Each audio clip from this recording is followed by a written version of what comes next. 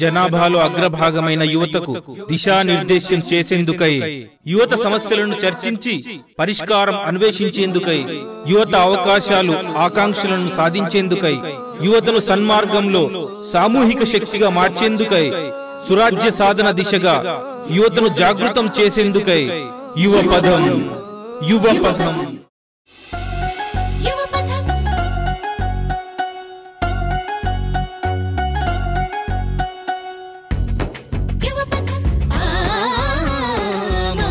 సంబంధాలు మంట కలిసిపోతుంటే కళ్ళు మూసుకుంటున్న యువతి యువకుల్లారా, మనమే ఆ మానవులం, మనదంతా మనిషి కులం. మానవ సంబంధాలే మన గడపు బలం అన్నాడు కవిచలం.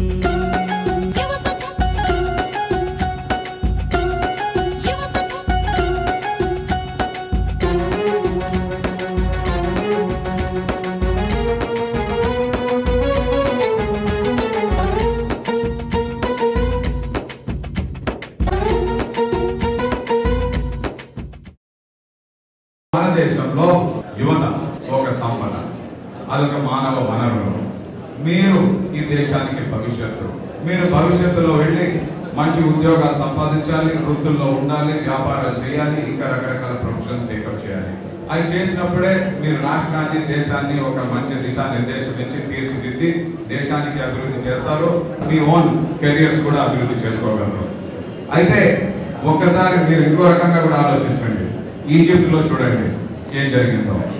అదే యువత నిరుద్యోగులుగా మిగిలిన, లేక యువతే సమాజానికి భారమైనా, అంటే మీరు ఒకసారి యువతకు పెన్షన్లు ఇవ్వాలంటే ఏ విధంగా ఉంటుందో సమాజం ఆలోచించండి.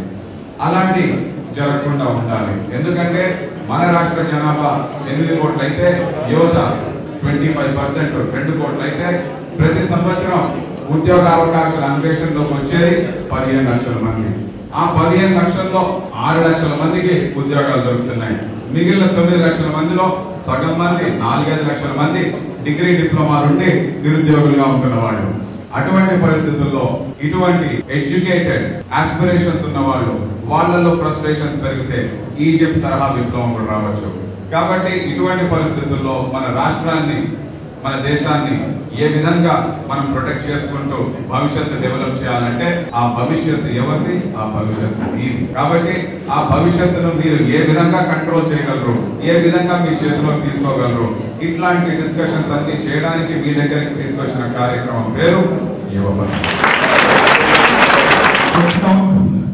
నేను యువ పదం అనే కార్యక్రమంలో పాల్గొన్నందుకు నాకు చాలా ఆనందంగా ఉంది. ఇది మన దేశ అభివృద్ధికి ఎంతో తోడ్పడుతుందని కోరుకుంటున్నాను. అయితే ఈ రోజు మన టాపిక్ ఏంటంటే యువత భవిష్యత్తులో ఎలాంటి సంచలనాలు సృష్టించగలరు, భవిష్యత్తులో వచ్చే ఒక టెక్నాలజీ కానీ డెవలప్మెంట్ దేనికైనా. ఫస్ట్ థింగ్, యువత విపరీతంగా చదువుతున్నారు, అంతా బాగానే ఉంది, కానీ కాలేజీలు విపరీతంగా పెరిగిపోతుంది. ఇంజనీరింగ్ కాలేజెస్ ఒకప్పుడు దాదాపు 30-40 ఉండేవి, ఈ రోజు 700-600 దాదాపు 600-700 ఉన్నాయి. ఇది ఎందువల్ల? గవర్నమెంట్ అసలు ఏం లెక్క చేయకుండా జస్ట్ వాళ్ళ స్వార్థం కోసం జస్ట్ ఇంప్లిమెంట్ చేసేస్తున్నారు కాలేజెస్. అదే విధంగా వాళ్ళు ఎలా ఇంప్లిమెంట్ చేస్తున్నారు అలాగే యువతకు కూడా ఖచ్చితంగా ఎంప్లాయ్మెంట్ ఇవ్వాలి, అది ఇట్లేదు. అదొక ఫస్ట్ పాయింట్. సెకండ్ పాయింట్, యువతకి రాజకీయాల గురించి అవగాహన లేదు. ప్రతి ఒక్క యువత నేను పెద్ద అయితే ఇంజనీర్ అవుతాను, డాక్టర్ అవుతాను అండ్ ఆల్సో సైంటిస్ట్ అవుతాను అంటే నేను ఒక పొలిటీషియన్ అవుతానని ఎవరు అనట్లేదు. This is because of honourable అయిన ఒక పొలిటీషియన్ రాజకీయాల్లో ఉండడం వల్ల జరుగుతుంది. ఓటుకో నోట్ అనేది పోయి ఓటుకో బంగారు పాట అనే రోజు రావాలి మనకి. అది ఎందువల్ల? మన యువత రాజకీయాల్లో వెళ్ళినప్పుడే. దీనికి ఫస్ట్ థింగ్, మన రాజకీయాల్లో వెళ్ళాలంటే ఫస్ట్ మనకు అవగాహన ఉండాలి. ఎందుకు రాజకీయాలు అయితే మనం రోల్ ప్లే ఇన్ పాలిటిక్స్ అనేది. కాబట్టి నేను ఒకటే చెప్తున్నానండి, వివేకానంద 1890s లో యువతకు ఒక సందేశాన్ని ఇచ్చేది, arise awake stop not until you succeed అని. కానీ అప్పటి నుంచి మనం అరైజ్ అవుతూనే ఉన్నాం, సక్సీడ్ అవ్వట్లేదు. ఎందువల్ల? మన పొలిటీషియన్, మన పాలిటిక్స్ అంత చెత్తగా ఉన్నాయి. మనకంటే చైనా చాలా పాపులేషన్ చాలా ఎక్కువ ఉంది, 140 కోట్లు. కానీ బీజింగ్ లో ప్రతి మనిషి ఒక ఇన్కమ్ అమెరికాలో న్యూయార్క్ సిటీతో సమానం. దీన్ని బట్టి మనం ఎంత వెనకబడినా ఆలోచించండి. సెకండ్ థింగ్ వచ్చి, మనం రాజకీయాల్లోకి వెళ్ళాలంటే ఫస్ట్ థింగ్ మనం ఇన్స్పైరింగ్ వ్యక్తిని తీసుకోవాలి, ఖచ్చితంగా తీసుకోవాలి.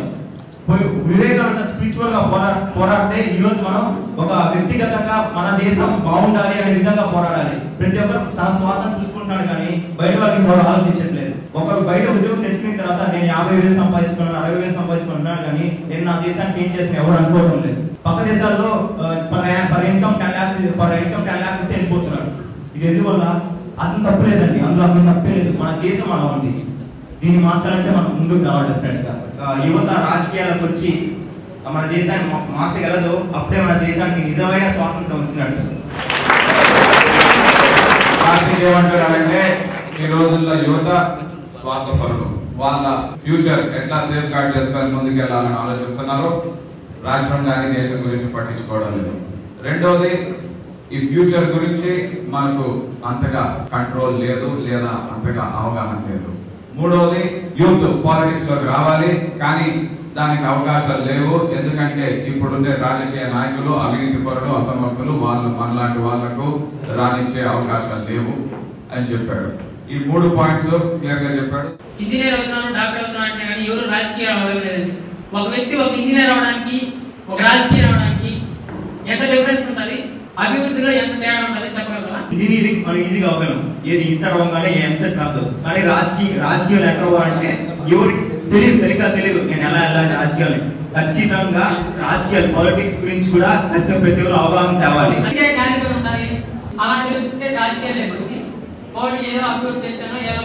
ఆ దేశ రాజకీయాలు మన రాజకీయాలు లేవు. అందుకే మనం యువతని పిలుపునిస్తున్నాం రాజకీయాలు. మీ అభిప్రాయంలో యువత రాజకీయాల్లోకి రాకూడదు, మీ అభిప్రాయంలో యువత రాజకీయాలు యాక్టివ్ ఉండాలా? మీ అభిప్రాయం మీది, ఈ అభిప్రాయం మీది. మీలో యూత్ రాజకీయాల్లో యాక్టివ్ గా పార్టిసిపేట్ చేయాలి అనే వాళ్ళు ఎంతమంది ఒకసారి చేయొచ్చండి?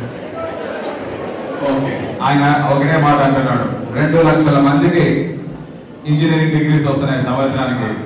వాళ్ళల్లో కొద్ది మందికే స్కిల్స్ ఉన్నాయి, వేరే వాళ్ళకి స్కిల్స్ లేవు. కాబట్టి వాళ్ళకు ఉద్యోగాలు రాకపోయినా పర్వాలేదు అంటున్నాడు. గవర్నమెంట్ 700 కాలేజ్ ఇంప్లిమెంట్ చేయడానికి ఆర్డర్ ఇచ్చేటప్పుడు వాళ్ళు ఆలోచించే హక్కు వాళ్ళకి లేదా? ఇన్ని రాజకీయ పార్టీలు ఉన్నాయి, ఇన్ని ఇంతమంది అధినేతలు ఉన్నారు, అధినాయకులు ఉన్నారు, వీళ్ళంతా వాళ్ళ వార్తలే వస్తారు. కానీ ఒక సామాన్య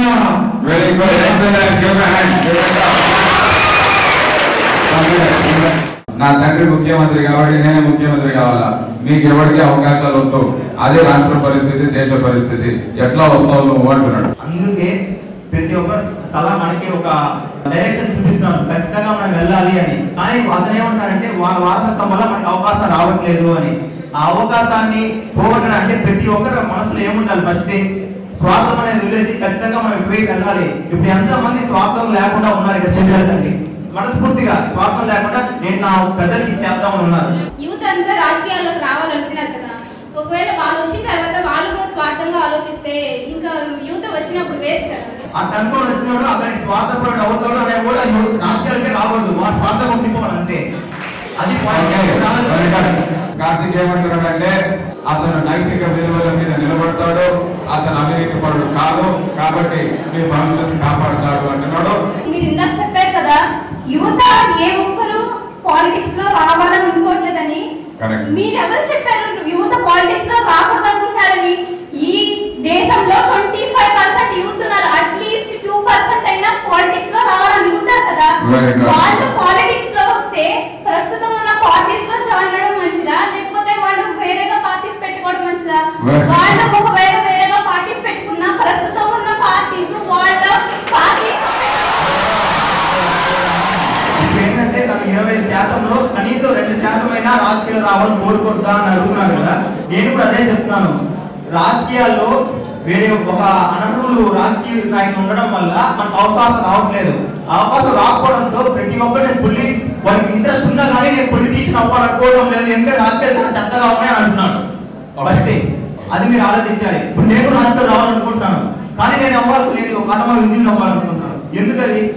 ఎందుకంటే ఈ రాజకీయాలకు అవకాశాలు దొరకతాయా దొరకవా, కొంతమంది లైఫ్ ఇవ్వగలనా లేదా తెలిస్తే ఫస్ట్ మనం ఆలోచించాలి.